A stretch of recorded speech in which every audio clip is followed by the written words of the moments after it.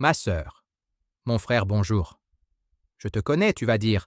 Eh, Bnei Noah, là, c'est quoi ça encore? Selon la Bible, qui a été donnée en hébreu, l'expression Bnei Noah se traduit par les descendants de Noé, ou les enfants de Noé.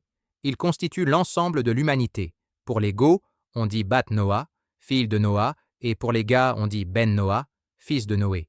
Tu te souviens de ce qui se passait au temps de Noah? Tous les hommes et tous les animaux se débauchèrent sur terre, la colère de Dieu s'est enflammée, et il a décrété un déluge de 120 jours.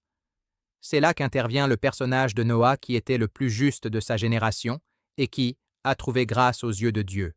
Aussi, Dieu lui a annoncé sa décision de déclencher le déluge. Il a demandé à Noah de construire l'arche afin d'être sauvé lui et sa famille, ainsi que tous les animaux mâles et femelles. À la fin du déluge qui a détruit toute vie sur terre, Noah est sorti de l'arche qui se trouvait sur les monts d'Ararat. Dieu lui a ordonné ainsi qu'à sa famille et à toute sa descendance d'observer cette loi. Ah oui, mais s'il n'y avait plus aucun homme vivant sur terre à part Noah et sa famille, cela veut dire que toute l'humanité descend de Noah? Eh oui, CQFD.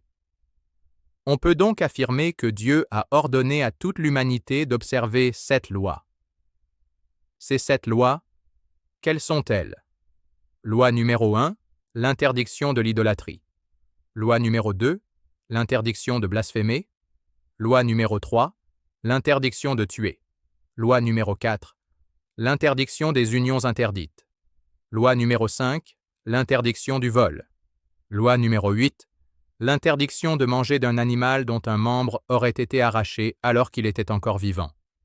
Loi numéro 7, l'obligation d'adopter des lois et d'instituer des tribunaux. Bien que tous ces commandements découlent de la logique humaine, ils doivent être observés par les Bnei Noah en ce qu'ils ont été ordonnés par Dieu. Selon la tradition juive, les 7 lois ou commandements de Noah ont été réaffirmés et détaillés au moment du don de la Torah au mont Sinaï, au mois de Sivan. En effet, ces 7 lois sont des principes généraux qui s'articulent dans de nombreuses lois qui en sont l'application, comme une loi et ses décrets d'application, si tu veux. En résumé, Dieu s'est adressé à toute l'humanité en leur ordonnant 7 lois. C'est ce que l'on appelle les 7 lois des Bnei Noah. Voilà, tu trouveras des références dans la description. Si tu as des questions ou des remarques, dis-le dans les commentaires. Dans les prochaines vidéos, nous détaillerons chacune de ces lois.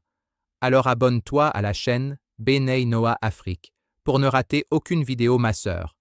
Mon frère, like là, c'est gratuit. Faut liker seulement. Merci.